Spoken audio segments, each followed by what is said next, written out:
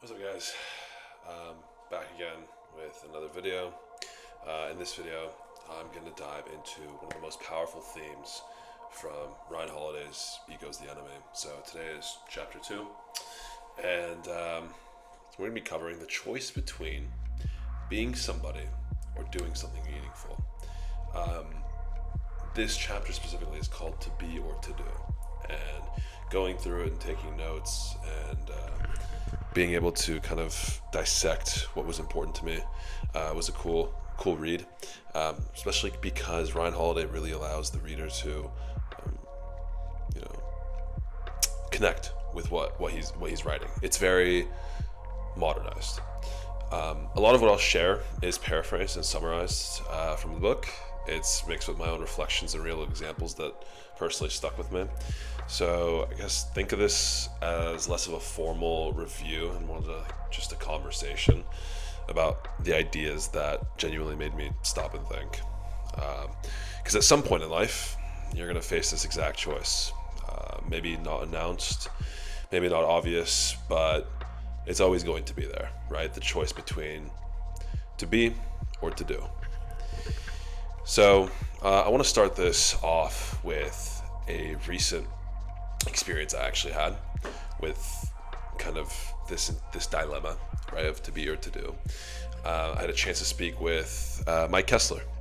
He's someone that I deeply admire, not just for his career, but for who he is. And for those who don't know him, he's the president of the bank I work at, specifically in this state's division.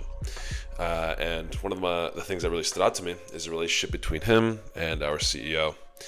The CEO always had his back, and that's not by accident. It's because Mike doesn't just say the right things, he does the right things. He tells the truth, he also acts with integrity, and he delivers high quality work. And I think being in an industry like finance, you don't really come across individuals who are, aligned with all of it, right? To bring high value qualities, but at the same time be aligned with a good human being, and let those two kind of carry you into the stratosphere career wise, and work in parallel. I think sometimes, especially finance, you find it kind of, there's a cross section, right? There's a cross section between, those two characteristics of hard work and integrity, and it's easy to get lost in trying to be a good person while at the same time pursuing what's great. And again, right, in an industry where titles and positions often carry more weight, than the actual human behind them, I thought Mike was a living contradiction of this mindset. His merit, his actions, not his title, kind of earned him his recognition. And that recognition now gave him a platform which enables him to continue to do those good things that he was so well known for. Whereas other times it might be the other way around, right? It's less about the work and it's more about who you know that gets you in these positions.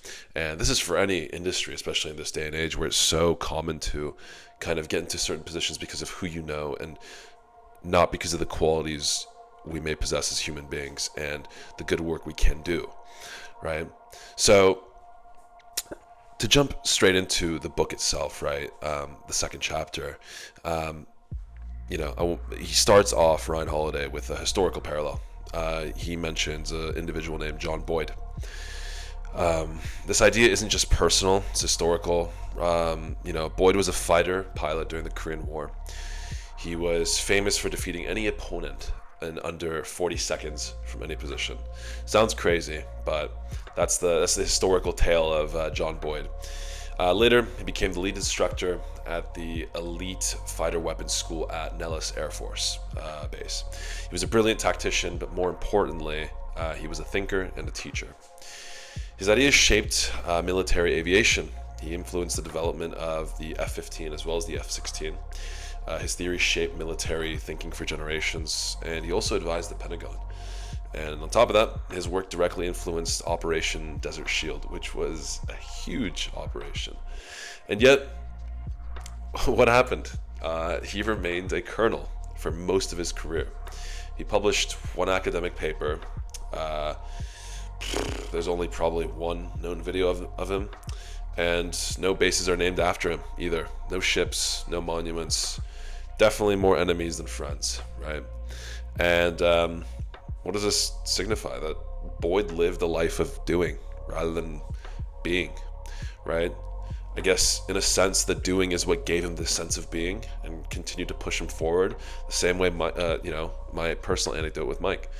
He didn't chase titles of recognition, and what he was doing at the end of the day was chasing truth. He was chasing excellence. He was chasing impact, and that's what gave him fulfillment. Now, that doesn't mean that John was by any means a perfect character. I mean, if you look at his life story, he definitely had some issues, right? But I guess when it comes to what you've accomplished in your life, it's that doing, it's that innate drive to accomplish that carried him forward, right? And have a true impact.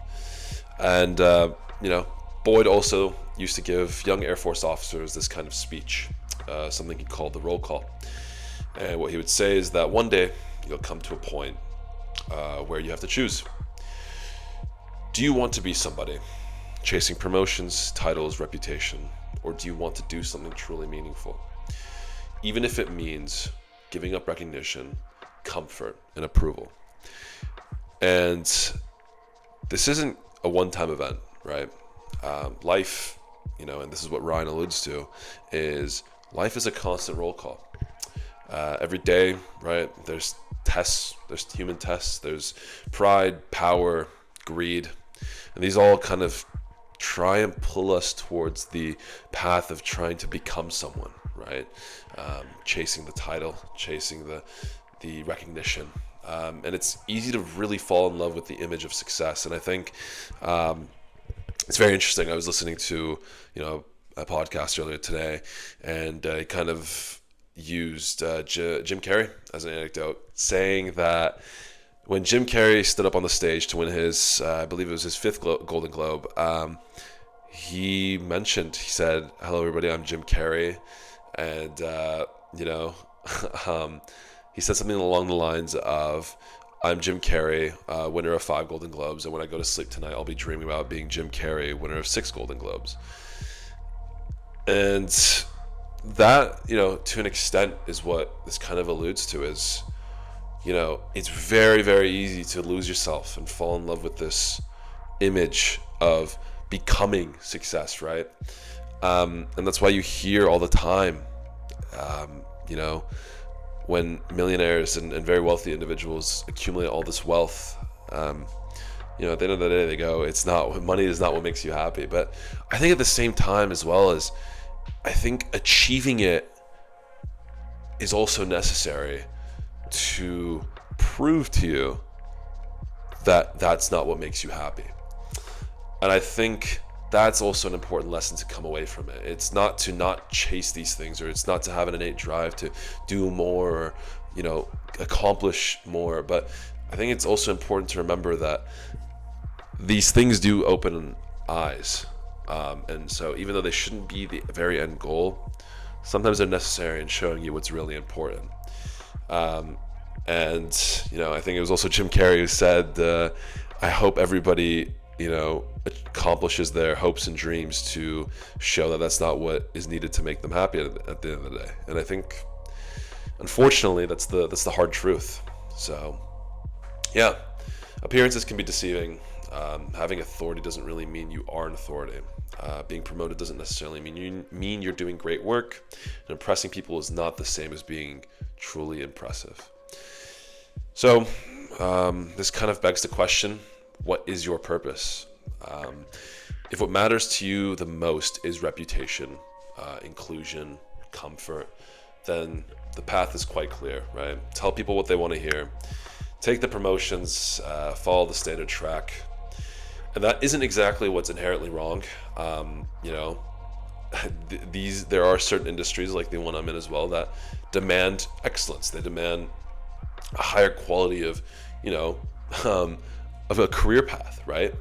But at the same time, if that's not what you want, right? On the other hand, if your purpose is something bigger than yourself, to accomplish something real, to prove something to yourself, then these distractions do fade, right? The other choices wash away. Things become easier and harder at the same time. Easier because now you know what matters. Harder because recognition might not follow with that. And I think that's a tough pill to swallow. And I think if you do go with the route of recognition, you have to ask yourself, at what cost, right? My morals, right? Like what lines am I stepping to get over to that point of recognition? What deeper purposes are you really putting on hold in your life, right? And so I'll leave it with this, again, individuals like Mike chose to do, John Boyd chose to do, and like them, we're all faced with this same question, right? To be or to do. So that's the roll call, and how you answer it doesn't just shape your career, but it shapes your life. So thank you, ladies and gentlemen, and I'll see you guys next time. Peace.